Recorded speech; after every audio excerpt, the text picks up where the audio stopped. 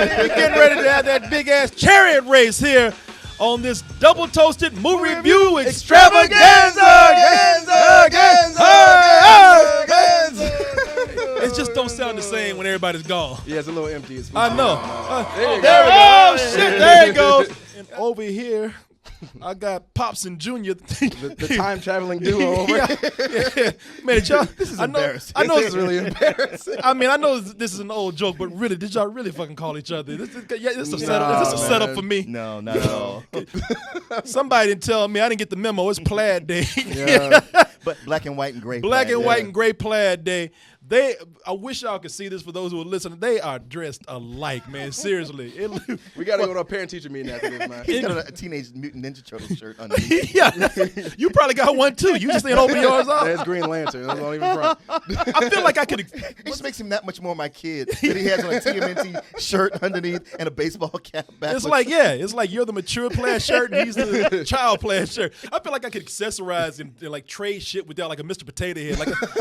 Like I could take your beard and put it on Martin, put his hat on you. There'll be that point where I reveal to him that I'm him from the future. Oh, yeah. I've come back to watch over myself. Oh, we've already talked about that. Don't hang out with Coleman anymore. It's bad news. Got it. One more year and that's it.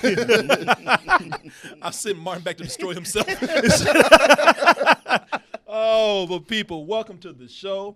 Tonight we have, oh my God, it is such an extravaganza here tonight. Count them. We have one movie to do tonight. Ben-HUR. And Ben-HUR too, Martin. Been working on it all day. I knew it. All day long. 6 in the morning, I got a Ben-HUR. But a lot of you know about this film that's come out right now, Ben-HUR. And a lot of people are upset, especially all you film snobs out there, you cinephiles out there. Or all you decent people. And yeah, y'all are saying, how dare they remake a classic film such as Ben-HUR? People know the 1959 William Wyler movie starring Charlton Heston. God damn you, Charlton Heston. Here's the thing. All y'all sitting up here talking about how dare they remake that classic. Well, a lot of people don't know. Back in 1925, they also had another Ben-HUR, a silent classic. And this one, back in that day, look at those effects right there. Oh my God. It's cutting edge right there. They spared no expense. Billions. Them high-tech special effects back then. James Cameron on this. The James Cameron, George Lucas of that day. You sure it's not Leica Studios? It was working on that shit. So, look, come on, let's be fair. This whole remake thing, people, it's just cool to say, I don't want to see no remakes. How dare they do that? That's just a cool thing to say. They've been doing remakes for the longest time. They're not the first one. 10 Commandments, another history epic from its time, also had another remake at the day. Even as much as I don't like Exodus, Gods and Kings, that, these things are cyclical. They remake each other all the time. That's one thing I will be fair about. So to sit up here and complain about this Ben-HUR of 2016, not very fair. You should judge the movie by its quality. How can you go wrong when you tell the epic story of Judah Ben-HUR, played by Jack Huston here? He's a Jewish prince, living life, got himself everything, including a cool-ass adopted brother, played by Toby Kebbell, Masala. And those guys are thick. I mean, they're thicker than some real brothers out there. And they support each other. They look after each other. But one day, Masala says, you know what? You cool, Ben-HUR, but your family treats me like I'm shit, man. I'm going somewhere I'm appreciated. I'm gonna go somewhere where I can like rise in the ranks, because they ain't shit for me here. Y'all are royalty. Yeah, he had a big rich person moment. Like, I just want to go travel and just do nothing. You're like, yeah, dude, no. I'm gonna go on a walkabout. Go on my little college. I hope that thing you do in college. Technical. Yeah, exactly. Join the army, the Roman army, where I can rise in the ranks and be appreciated with people that have the same beliefs that I do.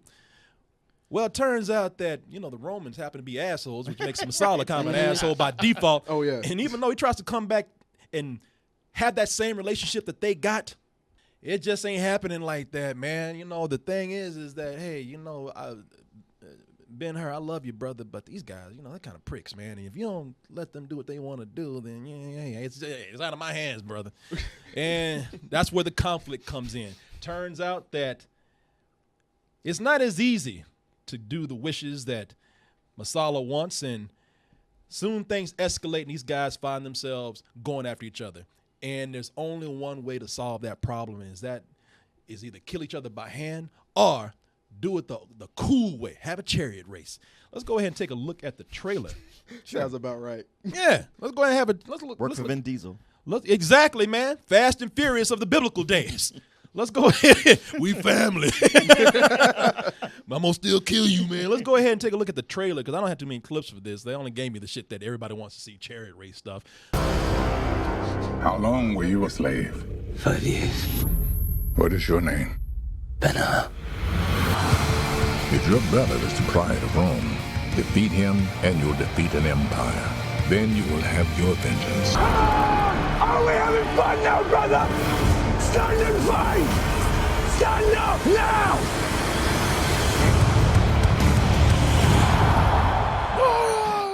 Man, they cut that trailer really deceiving to make this look like a big, grand action movie, and this is more of a drama. Oh, okay. Yeah, like this, they got the guitar going and Hans Yeah. Zimmer's all in there. Man, it's completely different than when you watch the movie. So does Jack Huston growl all of his dialogue? He through the does. entire He movie? does. You know what I like about this trailer right? I still say what you will about how they cut this trailer. I love that fucking horse in this trailer right now. That's where it's like, fuck it, I had enough. I'm out. Yeah, move. I got a shit. How do I move? Looking like Ron Artest. Yeah. Help me. That horse didn't give a fuck. I quit. I've seen the original Ben-HUR. Or not even the original. I've seen the 1959. The most popular one. The most popular one. Yeah. And so when I see the movie, I kind of know what to expect. And I know they're cutting it like it's supposed to be an action movie, but that's the part of the story that's, the stories was great besides all the action. Right. This whole thing about once a prince being enslaved by your own brother, your brother killing your family, you seeking vengeance. Right. Everybody loves that slave that escapes by certain, the unforeseen circumstances. Sure. It really is an epic tale outside of just the big set pieces. Right. And that's the key word right here. The key word is epic. And I would say that what you see in this movie, if there's any complaints about it, most of the stuff that's a problem with this film, you can see the money is there. You see the costumes. You see the locations, the big set pieces that are there. But it's shot in a way that cheapens everything they're trying to achieve. It's shot in a way where everything is shaky. Yeah. Dude, there's moments where they're sitting around a table just like this talking, and the camera will just like go down to their shoulder, pop back up to their face, go down to their chest, pop back up. You're like, what's going on? Like, Yeah. The guy's just shaking the whole time like he's got Parkinson's or some shit. It's Yeah. weird. I would even say TV shows do more than what we see in this movie right here. For a movie to have $100 million, y'all can't afford one fucking tripod?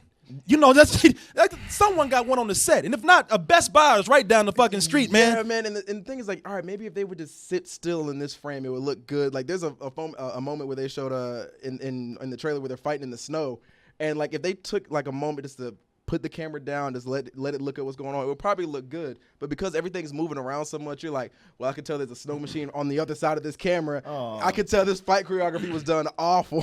Yeah, they miss what makes a movie a historical epic. They don't respect this movie enough to treat it as an epic. Back in the 50s, even the 60s, epic meant fucking what it said, epic. They made sure that you knew how much was spent on this money, not on one or two set pieces, but on everything. Sure. Every shot was a sweeping landscape. And if the camera stood still, they made sure that you watched the most beautiful fucking painting that you've ever seen moving on the screen. They knew what epic was. This movie does not understand epic. It's shot in a way that is so jumpy, so handheld. You don't use that much handheld for a fucking historical epic. You don't do that. You know, they don't let the camera stay still long enough for the movie to soak in. Yeah, like they even had the handheld when Jesus is on the cross. Oh, really? So it's just weird. Like you're watching, it looks like you're watching a home video of somebody being crucified. Yeah. Like, why would you do this? Yeah. Somebody recorded Jesus on the cross. World star. Yeah, exactly. Yeah. Basically. It's like you watching the found footage movie of Jesus being crucified, you know. Like, oh, okay. You From know, the other side of the story. Yeah, like you waiting for Jesus to be in the corner. I'm so scared. They're coming for me. You know, it's finished. Yeah, it's done. Help me. You know, if it ain't CG, if they got to deal with real people, they do not know what the fuck to do with it. Man, that's so the opposite of so many other CG heavy movies. Yeah, when they get into a battle, it looks like the person's fighting with the fucking camera, you know, defending themselves. It's really crazy how they don't know how to film these shots, considering that this is $100 million movie. This is insane to me. When Game of Thrones, an HBO show, and they got fucking 7-8 shows a season, when they do battles better than $100 million fucking budget movie. Yep. And this was that kind of thing where the camera's moving around to make you feel like you're there. Yeah, and if anybody watches Game of Thrones, if you don't even have to, I'm showing you a clip right here. The last season, they had this thing called the Battle of the Bastards on the small fucking screen, on a screen. I was watching this on my laptop, and I felt like I was on the battleground with Jon Snow right there, watching it on my MacBook. You know, I'm watching this movie right here. And I feel like somebody gave a blind man a camera. I'm just following him, trying to get him through the crowd and shit. No, my favorite thing is I was like, all right, I'm going in this movie thinking it's not going to be that great. Whatever, I'll see what it is. And I was like, you know what? Maybe just to spice things up, I'll get it in D-Box. That was a huge mistake. Oh, no, really? Oh, my God.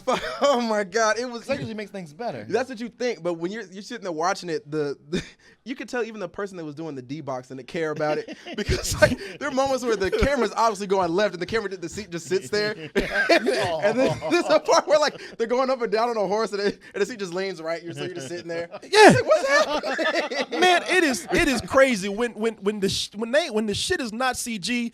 The cinematographer and the cameraman, they fighting each other. You know, the camera itself, it's like trying to get out of the cameraman's hand. It's like that horse. Yeah, like that horse that ran out. Like somebody put a GoPro on that fucking horse. You know? Film this. Yeah. Where the cameraman at? He quit. Well, just put him on that fucking horse over there. Let him film. Yeah. Oh, got it. Now, Martin, getting to what you were saying, no. Jack Huston, I love Jack Huston on not Game of Thrones, but on Boardwalk Empire.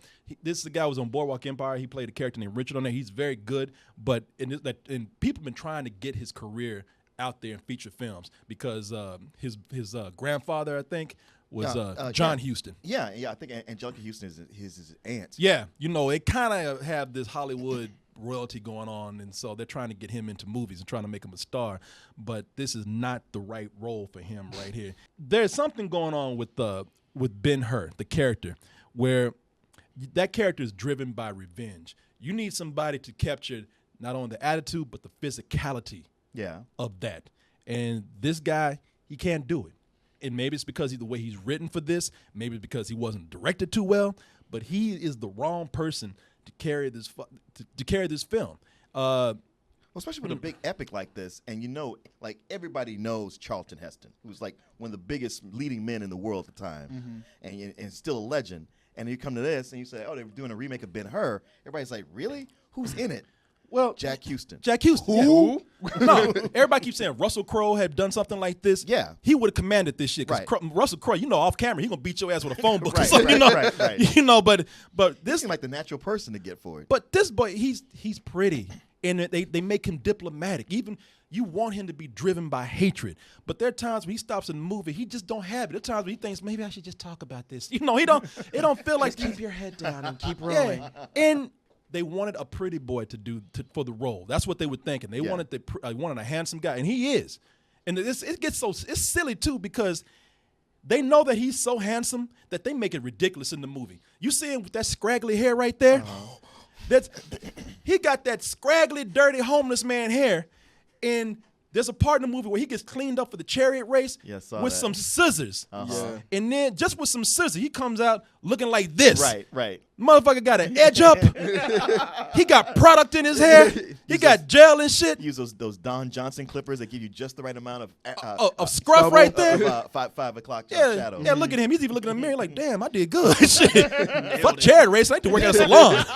Well, no, the one thing about this, man, and you said just talking about it being character driven, especially with the old one. I've never seen the old one. But when I walked into this movie, I was so confused because I remember the only face I really recognized was Toby Keith, I think. Toby Kebbell. Toby Keith's a country singer. Toby, I wish he would have been in this. It probably would have been a little bit more better. But with Toby Kebbell, man, like I saw like, oh, he must be Ben-HUR. And then I get 15 minutes into the movie. It's like, no, he's not. I'm like, oh shit, because they focused on him for like the first 10 minutes. Like he's lusting after his sister, and like he's like, I want to leave. My mother doesn't like me. All this other stuff. So I'm like, oh, like we're gonna sympathize with him. Then he just disappears. I was like, all right, so where's Ben-HUR at? And they're like, no, this is him. Oh, okay. Yeah, they explained that well. But the biggest thing with Toby Kebbell, who plays Masala, he's angry. They treat him. He's like angry. they get those pink lips sticking out. Oh yeah, yeah. You know he has the emotion to carry this. You know he's the Loki in the movie. You know, except they actually do treat him like shit. Oh, they do. And yeah, he's supposed to be the villain. You're like, no, y'all fucking with him, man. You know, yeah. I'd be mad too. I'd be mad and come back and kill everybody too. You know, why the fuck y'all adopt me just to like talk shit to me? You know, he's the one. He should have played Ben-HUR. He's the one that could carry a role like Charlton Heston. And that's the thing. Now, let's go ahead and get into the part where we do, because you can't help but compare this to the 1959 original, starting with Charlton Heston. Charlton Heston, y'all can say Charlton Heston overacts all you want to, but when he did, you believe that shit. Right. That motherfucker would sell. Sometimes he sold nothing. He sold sounds. In the original Ben-HUR, that motherfucker was so thirsty, it just made his ass retarded. You know, if you watch the original Ben-HUR, he's overacting like a motherfucker. They ain't even saying shit, but you buy that shit.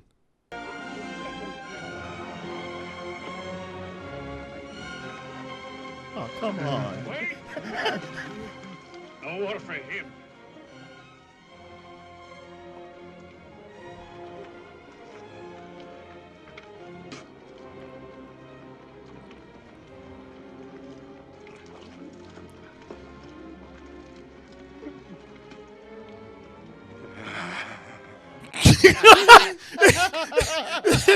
Shit just made him goofy. Shit sound like me at the party. Corey, you doing all right? He's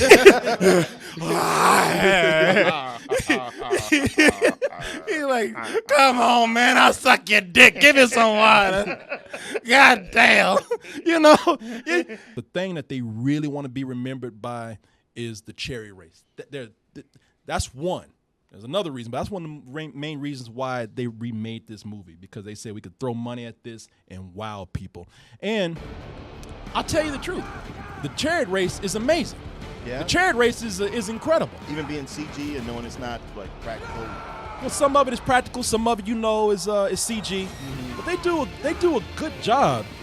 They do a good job at blending all that. But when you watch the original, you start to realize, like, you know what? It's really not a whole lot different. I mean, when I was watching the original, because you can look at it online, you're like, man, it doesn't look like there was that much more money or even CG spent on this back in 1959 than it is today. And you know what? That's cool, because if you watch them at separate times, then okay, you know what? You're not going to notice a whole lot of difference if you watch them at different times. But when you watch them together, I still have to go in and say the original is superior. If you watch them side by side, like I'm going to put them side by side right here and do a comparison. If you look at the two of them, you'll notice something that I was talking about earlier. What they're trying to do here is where the chariot race in 1959 lets you soak in the race. They let you stay on certain shots because they spent so much time and money. I mean, somebody died doing that. Right. If you look at the new one, notice how much more cutting that they're doing. Notice how a lot more dust too. Like you can barely see anything in the new one. Yeah. Notice how on certain shots here, they linger on certain shots a little bit more. You can see how the other one is just You know, the other one is covered up by a bad score. Yeah. It chops all over the place. The other one is meant for people with ADD. You know, this other one right here, that is true filmmaking right there. But a lot of people think, like you did, this is gonna be an action film. Now, the original Ben-HUR was cool because that was about the story outside of that. There was a lot going on to get you to that chariot race. Right. And you look forward to it, but you were really into the story. Here, not so much, man. You got actors who cannot carry this. You have you have things that are happening which they just don't feel like the weight of a movie that's supposed to be as heavy or epic as this one. I'm not going to say that I was completely bored, but I didn't really have that much of a good time. This is something I wish I was watching at home. You're going to film it like a TV movie? Make it a TV movie. I give it just an average rent. Okay. Well, the one thing you left out that I thought you were going to bring up is Morgan Freeman as the Technicolor Predator, basically, in this movie. Because he just pops up out of nowhere and is like, I have sage advice. I'm like, oh, Jesus, here we go. Yeah, with that Predator wig he had on. Like, was his character in the original one? But yeah, it was a different person. Okay. Yeah, I mean, Well, of course. I hope it wasn't Morgan Freeman. I know Morgan Freeman's old, but he wasn't in the original movie right there. He was I guess easy reader back then. Yeah, I guess what I'm saying is he wasn't black. You know, Okay, so yeah. Well, they just call him the African is his name anyway. But he basically came in and played one of his normal roles. He came in and played God. Yeah. He had a couple smart moments with Pontius Pilate and smart moments with Toby Kebbell. But man, outside of this, when you're saying like you could tell they spent money on it, I couldn't tell that at all with this. With $100 million, some of the costumes look like they ripped them off the set of the Disney Channel. Like, all right, we need to borrow these. We'll bring them back. Oh, really? That Yeah, bad? there's a moment where they're near the beginning of the movie, they're having a big festival, and they have on like togas that I've seen better togas at like frat parties. And I was like, Jesus Christ, like, why would you do this? The other thing is this story, maybe in the original one, they spent more time with it. They had a strong cast where you believe what's going on and you feel more the gravity behind the situation. Yeah. This whole time, I didn't feel like there was anything important. Like, I know, what's the name? Melissa? Toby Kebbell? Toby Kebbell, yeah. Masala. Like, all right, what's going to happen with this story where he likes his sister or his adopted sister? Maybe something's going to come for that. No, he just goes about it the same way he met a stranger. So you're like, all right, that's a little weird. Another thing is when they get to action scenes, man, you're right. Like, you could tell that if they would have spent time actually choreographing it and planning out the camera and planning out certain aspects of it, it could have been done really well.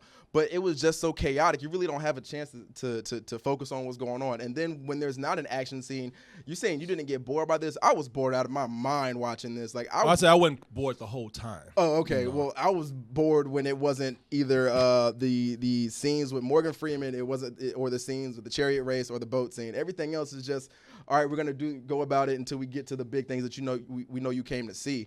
I would not recommend anybody to rent this at all. This is some old bullshit to me, bro. This was not a pleasurable film to watch, and I'm watching it while the seat's moving. I almost fell asleep. Damn, I think those critics you read were him. Yeah, I know. From what I can tell, Christians are cheap. You know, That was another reason why I feel like this was some more bullshit to me, man. Because what was the movie we saw? It was a faith-based movie we saw this February. With the Romans and Jesus. And it was done better in that. That's what I was going to ask you. The thing y'all need to learn is Christians, they're fine. They'll pay for some shit that costs about $5 to make. You know, they're like horror movie fans. Yeah, exactly. You know, for these faith-based movies, make them cheap, man. You don't need to be trying to like spend $100 million. Y'all trying to do what Exodus did and made the mistake. Y'all trying to you're getting greedy. You're trying to get like faith-based people in, but you're trying to get the mainstream people in too with those big effects. And hey, look, those two cancel each other out. Somebody's trying to hit that sweet spot. and you know, and that's another thing. They ain't gonna go see no Mexican Jesus. They got a dude. they got a dude here who's clearly Mexican. Jesus, who plays. Yeah, they got a dude who plays Jesus in here. Who Rodrigo Santoro, who actually comes out. Oh, yeah, he was Xerxes from 300. Yeah, and he comes out and he even tells people, I am Jesus. You know, it's like, come on, man. Bro, you are Brazilian. Come on. Yeah, oh, does he really? Yeah. Hello. Hola, I am Jesus. You know? And the way they go about it is, you know it's him, but they don't really say it until like 20 minutes later after you've already seen him. You're like, man, why are you prolonging this? They actually got Jesus over there working on a house like a real Mexican does and shit. You know, like you know. Yeah. No, not this movie. He was a Mexican. You know? So a car came up and picked his ass up. Wait not a minute in this movie, Threw here, man. oranges into it in a chariot and kept going. Yeah, you know. Grabbed it from Hummus Depot. That shit that doesn't work right there. You know, I didn't think it was as bad as he did, but you know, like I said, you can't. I can't argue with you either. No, I mean, it's really surprising, especially because since you've seen the old one, I thought, all right, maybe you have a little bit more insight into it. But Yeah, apparently, No, hell no. You know, I ain't gonna look. I'm not gonna be responsible for sending y'all over there. Y'all sitting in the theater talking about looking like that was me at the end of this movie. that was Corey Goodwin right there. All right, D-Box too, huh? Yeah, there was an old lady sitting in D-Box next to me, and she fell asleep. Yeah, there were 8 people when I walked into that theater. When I walked out, it was 4. Nobody walked out this shit. Yes, they did, and there was a couple of critics that were there. We usually go and see films with, and they were in there, and they stayed, and I stayed. But there were people who was like, man, what the hell did we? What did we pay for? They walked out right after the boat scene. They're like, all right, I'm good. I like the way y'all. That's an hour in. They by didn't the stick way. around for the chariot scene? Nope. Damn. They dipped. I like the way y'all fell asleep in y'all's D-Box seat. Y'all probably looking like this dude right here. I wish I could have got to the movie more. Still on the ground sleeping. I think that seat was the only thing keeping me awake. I literally blame on that seat. That's for all right. this. The chariot race is going to turn around. You'll see. That's what I thought. Oh, buddy. Hey everyone, thanks for watching, and be sure to subscribe to our channel and go over to our home, doubletoasted.com, for more videos and live streams. And remember, stay toasty.